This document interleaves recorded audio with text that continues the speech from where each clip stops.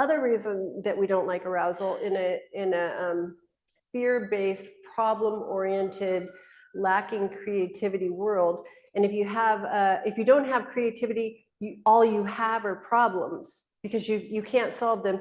You have to use the formula to solve them. And so samsara is problem solving, problem solving, problem solving. That's all it is. So as soon as you solve one, you pull another one out, and it just goes like this. That's why it's a circle. Samsara is a circle.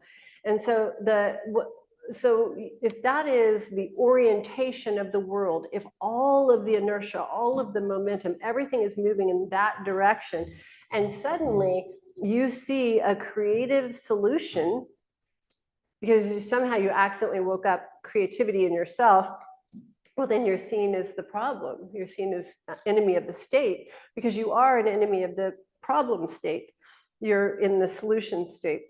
And then there's a great story of a town where everyone was blind except for one person, and everyone feared for that person. And they weren't using their cane. There was a whole series of things that they weren't doing, right?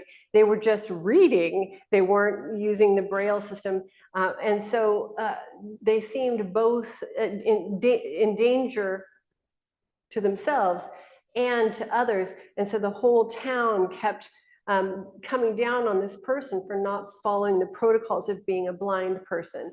And that's really where we're at, I believe, in history. Is there's this whole idea of because without creativity, you don't have a perceptual faculty, you don't have vision.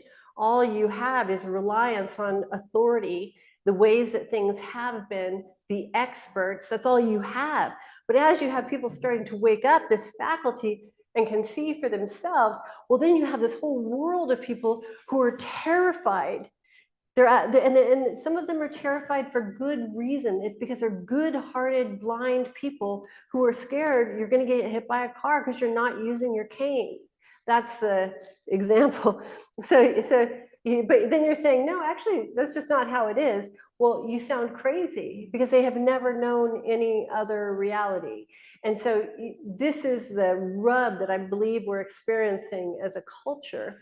And I believe that what's happening is this rug is being pulled out from under us.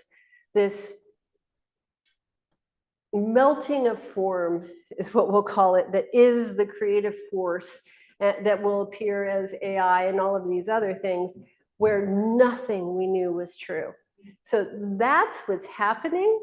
And then what we're saying is RFK Jr. is bad.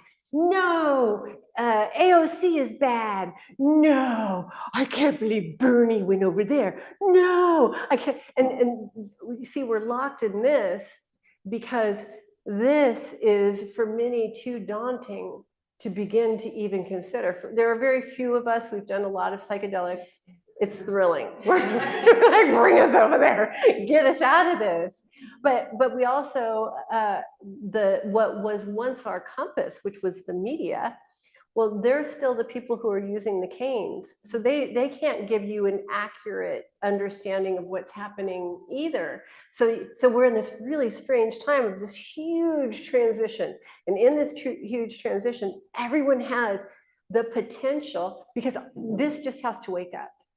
And then you know better than anyone else, or as well as anyone else. There's nobody who knows more than you as soon as this wakes up. And you don't have to sell your soul. You don't have to kiss ass. You don't have to do anything to any authority. You have it. You don't have to take anybody's word for it. You don't have to do anything. You just follow this thing. How do you get to that thing? Oh, well, you get to that thing by leaving what keeps you plugged into samsara. What keeps you plugged into samsara? Problems. It's just like the fuel source. It just pumps that fuel into you, and you're just, oh, here's another one, man. Okay, as soon as I've solved this problem, then I'm going to be happy. And then remember, it just goes around and around and around. And so as soon as you're considering the world from a problem mindset, you're plugged in.